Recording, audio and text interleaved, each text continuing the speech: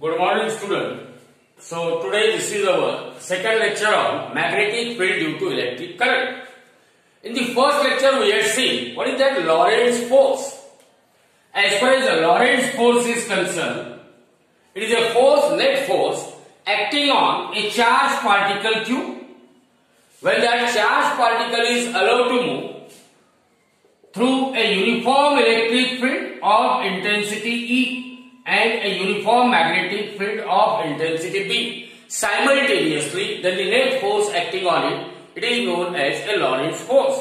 Actually, this Lorentz force, it is made up of two forces.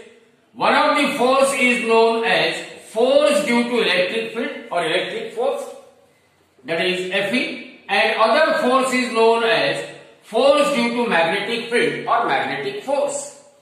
Now, as far as this magnetic force is concerned, it is equal to Q in bracket vector V cross vector B, where V is the velocity with which charged particle is moving in a uniform magnetic field of induction B. Then, force, velocity and magnetic field, they are interrelated to each other with the help of a vector relation known as a cross product of vectors. So whenever we have to find out the direction of force, I will make use of right hand thumb rule. Right hand thumb rule. Suppose here this is velocity vector and this is a magnetic field vector. And I want to find out what is the direction of magnetic field. Then I will make use of right hand thumb rule. Right hand thumb rule. Now the two vectors. Here we are having cross product of two vectors, vector V and vector B, and they are lying in some plane. Both the vectors V and B, they are lying in what? Some plane. So, if I have or if I apply the right hand thumb rule such that fingers are curled in a direction from first vector towards the second vector. Here we can look at this. Here my fingers are curled in what? Anti-clockwise direction, that is from first vector V towards second vector B. Then the outstretched thumb of right hand will gives us the direction of what? Magnetic force. So here magnetic force is acting upward. Magnetic force is acting what? Upward. Now in your textbook, a short example is given in which direction of velocity and direction of magnetic field is given, and simply you have to find out the direction in which force due to magnetic field is acting. In the first case, V and B, look at this, V is acting along negative x direction, B is acting along what? Negative z direction. Now apply right hand thumb rule. See here, from first vector we have to curl our fingers from first vector towards the second vector. Just here from V to B, my fingers are curled like this. Fingers of right hand, they are curled in such a manner that they move from first vector towards second vector, that is from vector V to vector B. Then what is the direction of that magnetic force? It is pointing outward, perpendicular to the plane of figure and pointing outward, means force due to magnetic field will act along positive y-axis because this board is in xz plane. So vector y or that y-axis is perpendicular to the xz plane in which both V and B are lying, and y is perpendicular to the plane containing V and B, means magnetic force will act along positive y-axis. In the second case, here magnetic field is acting along positive y-axis and velocity V is acting along what? Negative z direction, means you have to curl the fingers of your right hand from first vector V towards second vector B. Look at this, situation is like this. Here vector V, and you are just curling your fingers, curl the fingers of your right hand in such a manner that is from first vector, like pointing towards what? From first vector towards the second vector, from V to B. Then what is the direction of that thumb? Thumb is pointing along x-axis Therefore, force due to magnetic field, in second case, it will act along positive x-axis. In the last case, velocity vector and magnetic field, what is the angle between them? Theta is equal to what? 180 degree. And what is sine 180? Sine theta is equal to sine of 180 is equal to what? 0. So force due to magnetic field, which is Q into V cross B, is equal to QVB sine of theta means 180 degree. So force due to magnetic field is 0. So you cannot give any direction to the force due to magnetic field.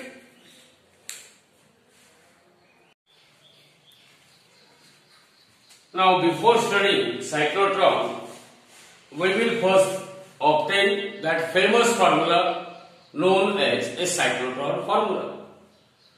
Now, as you know that whenever charged particle enters a uniform magnetic field, when a charged particle enters into the uniform magnetic field, then that particle, suppose charge Q enters a uniform magnetic field B.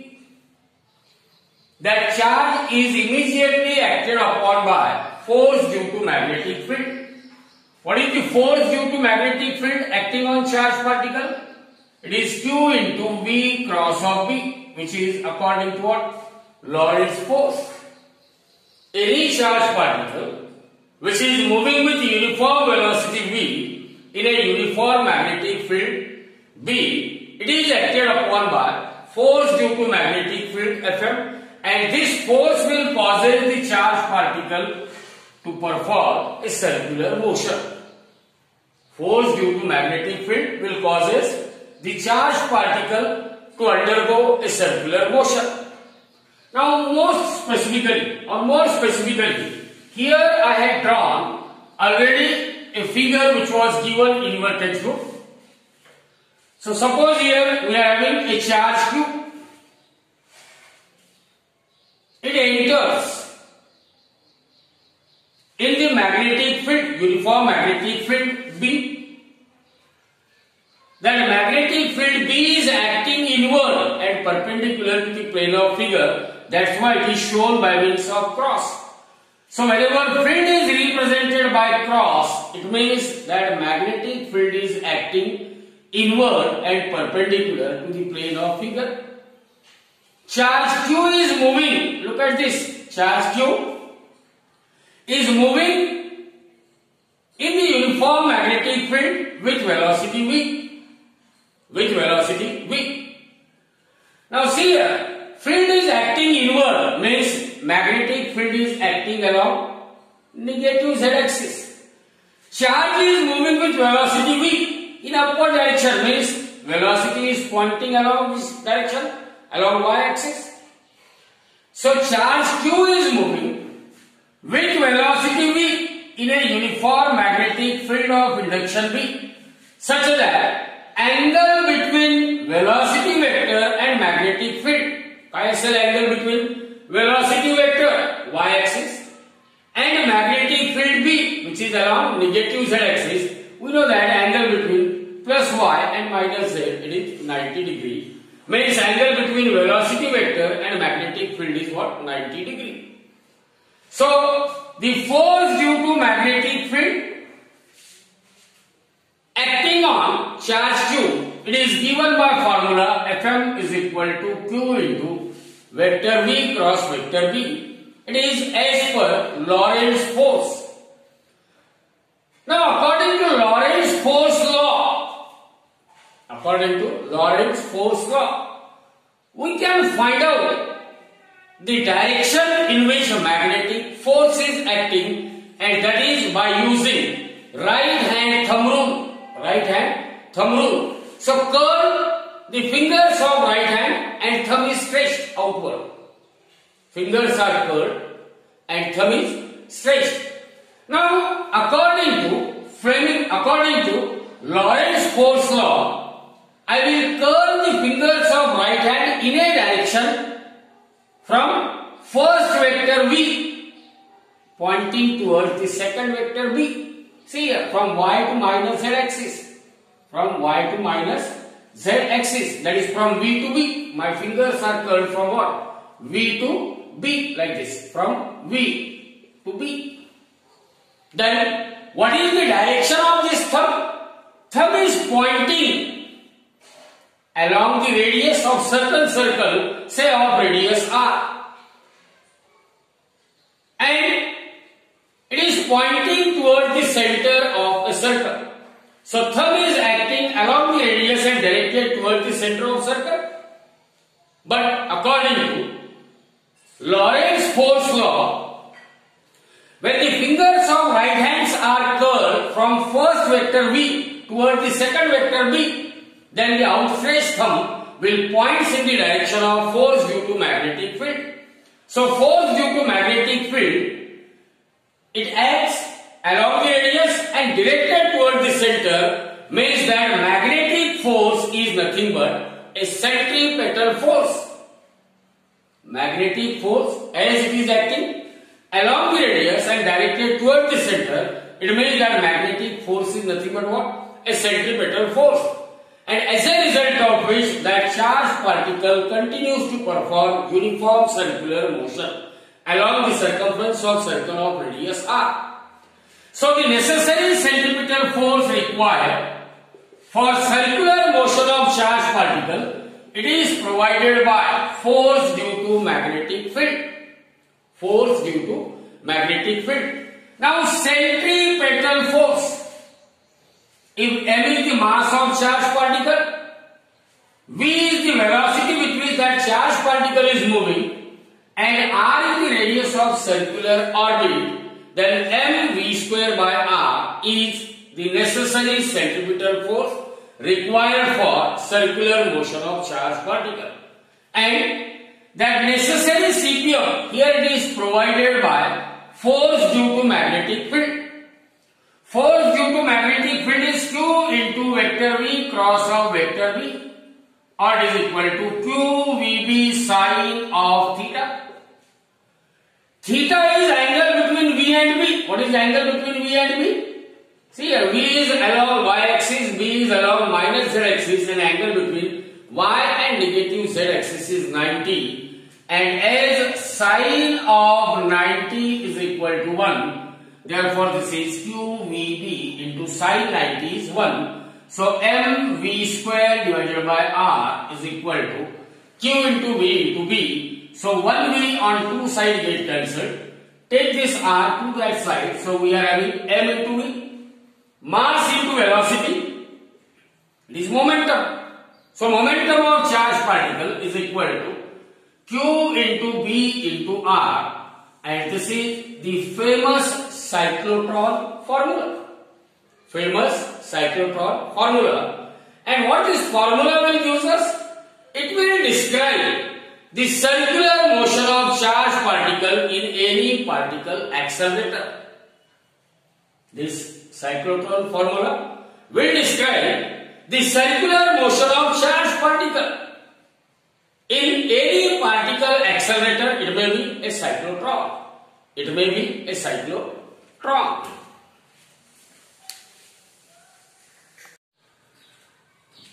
Now, after deriving this cyclotron formula, now we will see what is a cyclotron.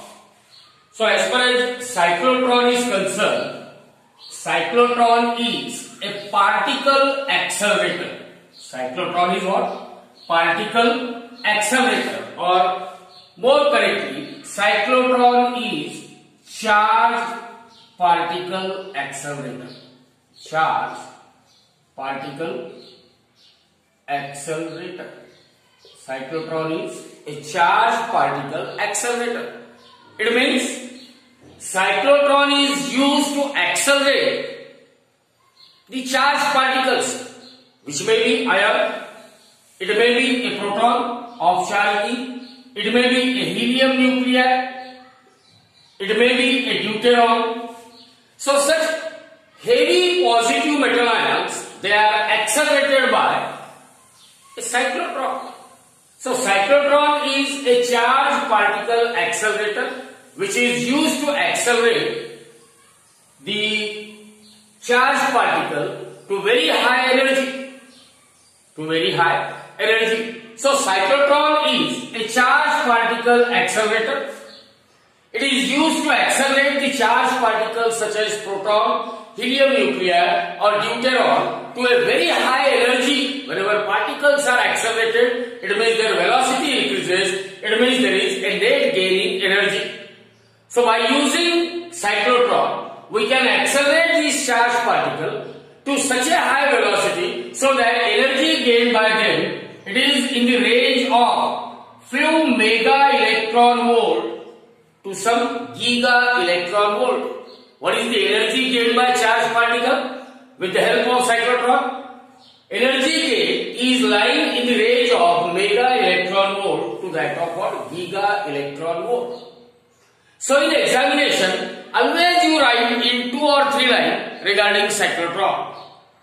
It is a charged particle accelerator which can accelerate the heavy positive charged particles like proton, helium nuclei or deuteron, so that their velocity becomes so high so that energy gained by those charged particles, it lies in the range of mega electron volt to that of what? Some giga electron volt. Now such highly energetic charged particle produced by a cyclotron, it is used in the treatment of tumor, in the treatment of various diseases. It may be cancer.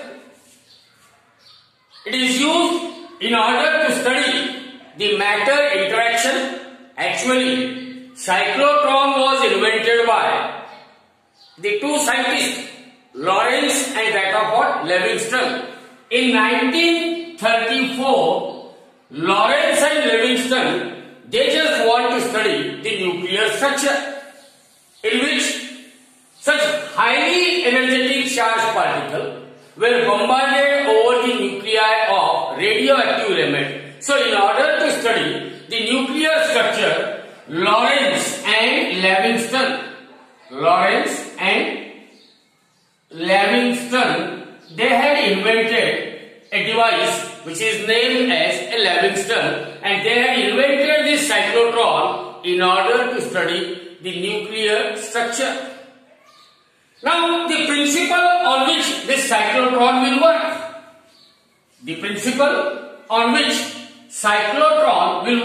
is like this. As far as cyclotron is concerned, in a cyclotron, both uniform electric as well as magnetic fields are used together.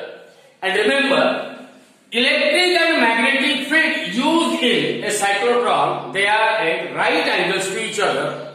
That's why these two fields, they are called crossed field. They are called as what? Crossed field. So in a cyclotron, electric field of very high frequency is used. Electric field of what? Very high frequency is used, and that electric field is used to accelerate the charged particles, while magnetic field is used to produce the circular motion of charged particles. So what is the principle on which cyclotron will work? Electric field of very high frequency is used to accelerate the charged particle so as to gain a very high energy, while the magnetic field is used to produce the circular motion of charged particle. Circular motion of what? Charged particle. Now in the construction of an accelerator, in the construction of a cyclotron, which is a particle accelerator, only 3 points that you have to write. What cyclotron consists of? See here, there are 2 discs. There are 2 semicircular hollow metallic discs. 2 semicircular hollow metallic discs. They are called Ds. Means what? If we are tiffin box, and if I cut that tiffin box into two equal parts, then I will get what? I will get two semi-circular hollow metallic discs. They are known as the Ds of a cyclotron. They are known as what? Ds of a cyclotron. And these two Ds are separated by a very small gap. Look at this here. The gap between two D is very, very small. The two Ds are separated by a small gap in between them. Now the second point, as far as these Ds are concerned, they are kept in horizontal plane. The two Ds of cyclotron, they are kept in what? Horizontal plane. And across the two Ds, we will apply an alternating voltage. We apply alternating voltage of very high value, 10 raised to power 4 volt. 10 raised to power 4 volt. And the frequency of that alternating voltage is 10 megahertz. It means 10 into 10 raised to power 6 hertz. Across the two Ds of a cyclotron, an alternating voltage of very high value, that is 10 raised to 4 volt is applied, whose frequency is very high, that is 10 megahertz, that is 10 into 10 raised to 6 hertz. It means that the polarity of potential difference, the polarity of two Ds will alter at this rate, 10 into 10 raised to 6. 10 into 10 raised to 6 hertz. Now, as far as these two Ds in a horizontal plane are concerned, they are kept in uniform magnetic field produced by electromagnet. The two faces of electromagnet, one is below the D, other is above the D. And the magnetic field produced by the electromagnet, it is in vertical plane. It is perpendicular to the plane of two Ds. It means it is perpendicular to what? The electric field produced in a space between the two Ds. So in the construction of a cyclotron, and again, in a gap between the two Ds, a source of ion is kept at some point O. Normally it is a gas ionizer which will just emit the ion. It may be a proton, it may be helium nuclei, it may be what? A deuteron. It may be a deuteron. So this is about the construction. So what you can say in construction of cyclotron? Cyclotron consists of two semi-circular hollow metallic discs. Two semi-circular hollow metallic discs separated by a small distance, means having a small gap in between them. The two discs, they are lying in horizontal plane. Across the two discs, an alternating voltage of very high value, 10 raised to power 4 volt, and very high frequency, that is 10 megahertz, is connected. Means the polarity of potential across the two Ds, they are changing at the rate of 10 into 10 raised to 6 times in 1 second. A magnetic field is produced. That magnetic field is produced by electromagnet, and that magnetic field is perpendicular to the plane of D. Whereas the electric field produced by this alternating voltage is from what? Is present in a gap between the two Ds. And remember, both electric field and magnetic field, they are at right angles to each other. And a source of ion is present in a gap between what? The two Ds. Normally it is a gas ionizer. Normally it is a gas ionizer. So this is all about the construction of a cyclotron. Now in the working of a cyclotron, let us see that when ion source will emit the ion, I will consider a gap between the two Ds. And what is the potential difference between the two Ds? It is V. So when ion source will emit the ion, what is the initial velocity of ion? V. Let this D1 is at negative potential while D2 is at positive potential. Then electric field is produced in this manner, that is from positive towards the negative. From positive towards the negative. So when the source of ion emits the ion, that ion having charge Q, it is acted upon by force due to electric field which is equal to Q into vector E. Means that ion is acted upon by a force which is in the direction of electric field, so that ion will accelerate. Ion accelerate towards that D which is at negative potential. Say that D is D1. When ion reaches or when ion enters the D1, initial energy of ion is 0. When it enters the D1, velocity of ion is v. So what is the gain in energy? Gain in kinetic energy of ion, it is half mv square, which is nothing but the potential energy gained by ion, which is charge on ion, that is proton is E and V is potential difference. Means whenever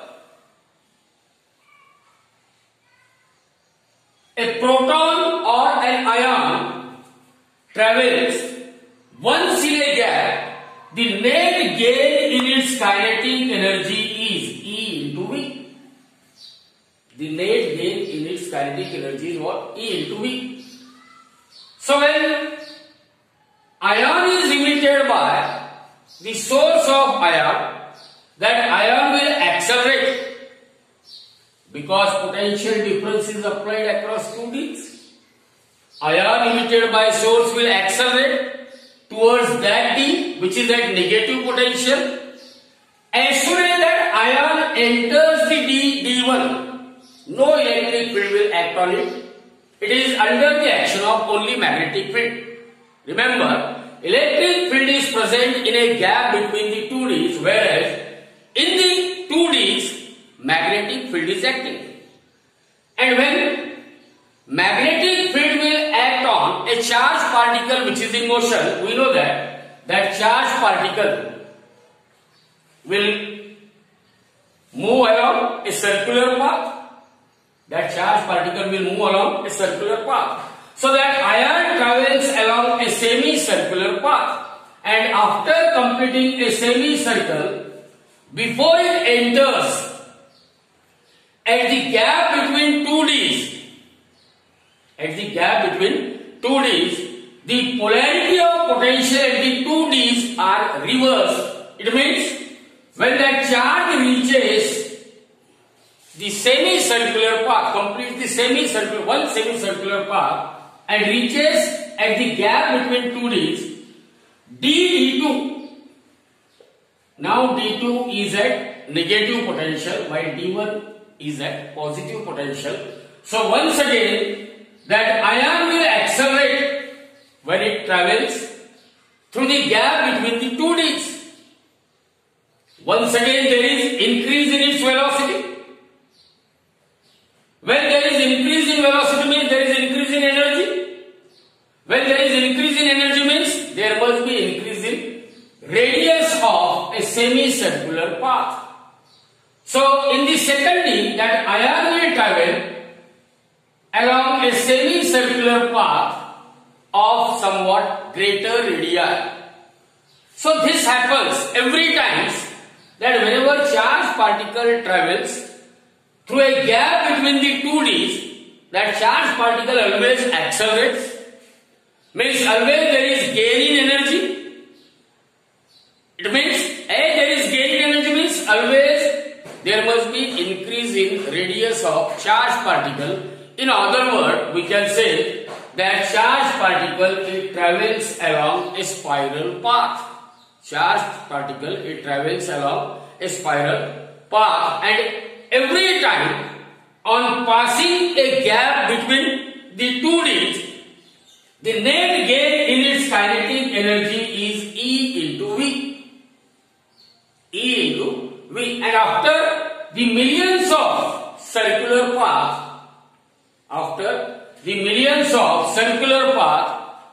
it will reaches to exit radius. Its radius becomes maximum. So with the help of magnetic field, it can be deflected through exit slit and it is allowed to strike on the nuclei of radioactive element. Now we will derive the formula for time period and frequency of revolution of that ion in a cyclotron. Now look at this figure. When ion at point P, it enters one of the D, and after traveling one semicircular path in one of the D, it reaches the gap between the two Ds. What is the time interval, or what is the time taken by that ion to complete one semicircular path? After a time of T by 2. That ion at point P, after traveling one semicircular path, it reaches the gap between the two Ds. Here T is the time period of revolution of ion. Time period of full revolution of an ion. It means if capital T is the time taken by ion to complete one revolution, then T by 2 is the time taken by ion to complete one semicircular path and to reach a position in a gap between the two Ds. Now by using that famous cyclotron formula, what is that famous cyclotron formula? That the necessary centripetal force required for circular motion is provided by what? Force due to magnetic field, which is QVB. One V on two sides get cancelled, or we have MV is equal to QVR. This is the famous cyclotron formula, which gives us that the particle in cyclotron describes the circular motion. Particle in cyclotron, it describes what? The circular motion. Now we want to find out the time period. Time taken by a particle to complete one revolution. Suppose that particle is traveling around a circular path of radius r. Then time period is equal to distance traveled by a particle in one revolution, which is nothing but circumference of circle, 2 pi r, divided by the velocity v with which that particle is performing circular motion. So the period of revolution of ion in a cyclotron, it is T equal to 2 pi r divided by v. But from this cyclotron formula, v divided by r is equal to qb divided by mass. QB divided by mass of charged particle. Therefore, the time period T is equal to 2 pi. Now in place of R by V, here V by R is QB by M. Therefore, R by V is equal to M by QB. So in place of R by V, now we can write M by QB. So twice pi M divided by QB. This is the formula for the period of revolution of what? A charged particle. Means it is the time taken by charged particle to complete one revolution in a cyclotron. We know that frequency is reciprocal of time period. Means frequency of revolution, which is also known as what? Frequency of cyclotron, F suffix C, is equal to 1 by T. Which is equal to, now take the reciprocal of this, so this is equal to QB divided by 2 pi M. So this is the frequency of a cyclotron. Now, as far as alternating voltage voltage is concerned, alternating voltage which is applied across the two Ds are concerned, if the frequency of alternating voltage applied across two Ds, if it is denoted by F suffix A. Remember, the frequency of applied voltage is adjusted in such a manner that the polarity of potential at the two Ds are reversed. Adjust the frequency of alternating voltage applied across two Ds in such a manner that the polarity of potential applied across two Ds are reversed whenever a charged particle enters, whenever charged particle reaches the gap between two Ds after traveling one semicircular path in one of the D. Remember what I am saying? That the frequency of voltage applied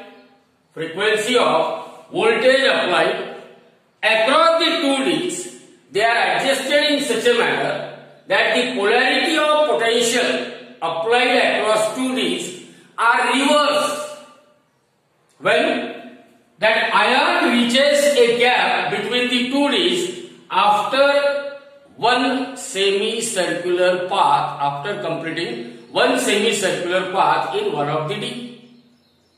This happens when Fa is equal to Fc.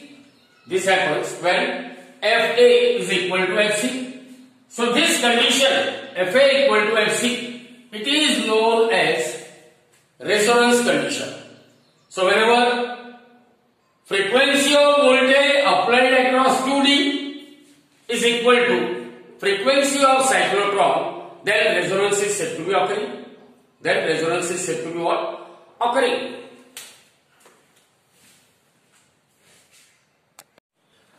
Now this condition, Fa equal to Fc, it is known as a resonance condition. What this condition is known as? Resonance condition. Fa equal to Fc, that is frequency of voltage applied across two Ds, when it is equal to cyclotron frequency, then we can say resonance is occurring, or this condition is known as a resonance condition. Now look at this. Whenever that ion is traveling through the Ds, no electric field is present, no electric field is applied, only magnetic field is acting on it. Remember, every time whenever ion travels in a gap between the two Ds, already we have seen, whenever ion travels in a gap between the two Ds, what is the gain in kinetic energy? That kinetic energy of ion increases by an amount of E into V, where V is the potential difference applied across two Ds. Every time when ion travels in a gap between the two Ds, the net gain in its kinetic energy is E into V, where E is charge on proton and V is the potential difference applied between them. So what happens? Due to this increase in kinetic energy of ion, every time when ion travels a gap between two Ds, its kinetic energy will increases. So first time when it moves from this to this, its kinetic energy increases by amount V. Second time it is EV plus EV, means it becomes 2 EV. When third time when it travels a gap, it becomes 3 EV. So every time when it travels a gap between the two Ds, its kinetic energy goes on increases. Its kinetic energy goes on increases. When kinetic energy increases, half mv square. When kinetic energy increases, it means what happens to the velocity of particle? Definitely it will increase. Definitely it will increase. And from the famous formula, mv equal to qbr.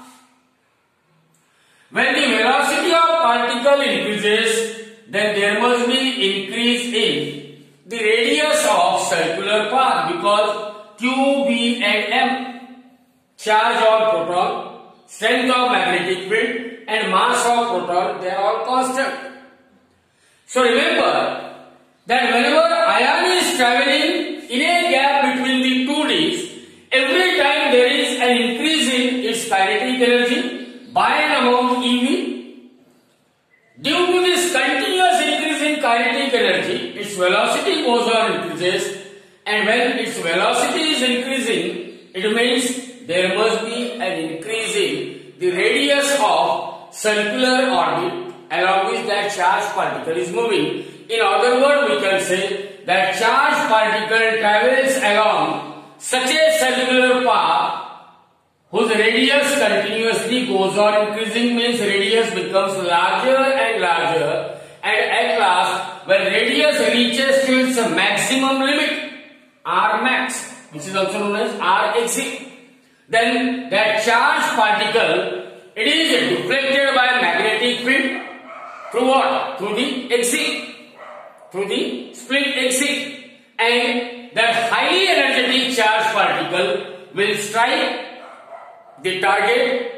It will strike the target. Now remember, as far as this formula is concerned, that is mv equal to qbr. Cyclotron formula is what? M into V is equal to Q into B into R exit. Means when charged particle or when ion reaches the maximum radius, it is deflected by magnetic field. So at this position, mv becomes equal to Q into B into R exit. Q into B into what? R exit. Therefore, where R exit will represent the maximum radius of that ion. Maximum radius of that ion. So kinetic energy gained by the charged particle, kinetic energy of charged particle, which is equal to half m into v square. Half m into v square. Now by using our equation here, as mv is equal to qb into r exit, therefore v is equal to qb into r exit divided by m. So v square is equal to q square b square r exit square divided by m square. Now put the value of v square in the expression for kinetic energy. So the kinetic energy gained by a charged particle in a cyclotron is equal to 1 by 2m into. Now in place of v square, I will write q square b square r exit square divided by m square. So this 1m get cancelled, or we had q square b square into r exit whole square divided by 2m. This is the kinetic energy gained by a charged particle in cyclotron. As q, b and m, they are all constant. So we can say that the kinetic energy gained by a charged particle in cyclotron, it is directly proportional to square of exit radius. Square of exit radius. So this is all about, if there comes a question in board examination regarding the cyclotron, then you must write two lines about what is cyclotron. Then you write 2 lines about the principle on which it will work. Then you write 2 to 3 lines about the construction of a cyclotron. Then you write 2 to 3 lines about the working of a cyclotron. And as per question, either you derive the expression for time period or frequency, or sometimes as per question you may have to prove that kinetic energy gained by a charged particle in cyclotron is directly proportional to square of what?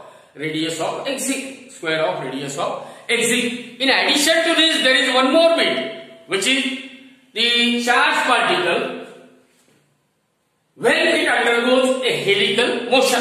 Charged particle when it undergoes a helical motion. Now we will see that under what condition that charged particle in cyclotron undergoes a helical motion. Helical motion. Normally we know that a charged particle is allowed to move in a plane perpendicular to the direction of magnetic field. That is, always the velocity of charged particle and the direction of magnetic field, they must be at right angles. Now look at this. Here we are having a magnetic field B acting along x-axis. It means that charged particle, it must move in what? YZ plane, which is perpendicular to the direction of magnetic field B. Suppose that charge Q is moving with velocity V. Charge Q, it is moving with velocity V in this direction. If that velocity of charge has a component, we can resolve this velocity vector into two components. One of the component is parallel to the direction of magnetic field, while other component is perpendicular to the direction of magnetic field. So this is V parallel and this is V perpendicular. V parallel and V perpendicular. So a charge Q is moving with velocity V. If that velocity of charge has any component V parallel, which is parallel to the direction of magnetic field, then this component of velocity V parallel, this component of velocity which is parallel to the direction of magnetic field, it leads to the helical motion of charged particle. Due to this component only, that charged particle undergoes helical motion. That charged particle undergoes what? Helical motion. Now, as far as this parallel component of velocity is concerned, force due to magnetic field, due to parallel component of velocity, Fm is equal to Q into V into B into sine of theta. Here V parallel. So Q VB sine of theta. Since V parallel is parallel to the direction of magnetic field, here theta is angle between V and B. V and B. They are in the same direction. So angle theta is 0. Sine 0 is equal to 0 means force due to magnetic field due to parallel component of velocity is 0. It means V parallel will not affect the motion of charged particle. It allows the charged particle to move along the direction of magnetic field. V parallel allows the charged particle to move along a straight line path, that is to move along the direction of magnetic field. Now, as far as perpendicular component of velocity is concerned, we know that whenever V and B, they are mutually perpendicular to each other. When a charge is moving with velocity V in a magnetic field which is at right angles to the direction of what? Velocity, then it is acted upon by a force Fm is equal to QVB into sine of 90, or it is equal to QVB, here V perpendicular. So this force due to magnetic field or this perpendicular component of velocity leads to the circular motion of charged particle. Perpendicular component of velocity leads to the circular motion of what? Charged particle. Means charged particle has to travel along a circular path in a vertical plane. It means the same charged particle, it is acted upon by V parallel and V perpendicular. Force due to V parallel leads the motion of charged particle along a straight line path, while force due to perpendicular component of velocity leads the circular motion of charged particle in a vertical plane. So same particle at a time performing both circular motion as well as what? The horizontal motion or straight line motion. So the resultant motion of charged particle, it is helical motion. Resultant motion of charged particle is what? Helical motion. Circular motion due to vertical component of velocity. Horizontal motion due to parallel component of velocity. So a charged particle, whenever its velocity has component parallel to the direction of magnetic field, it leads to the helical motion of a charged particle. It leads to helical motion of a charged particle.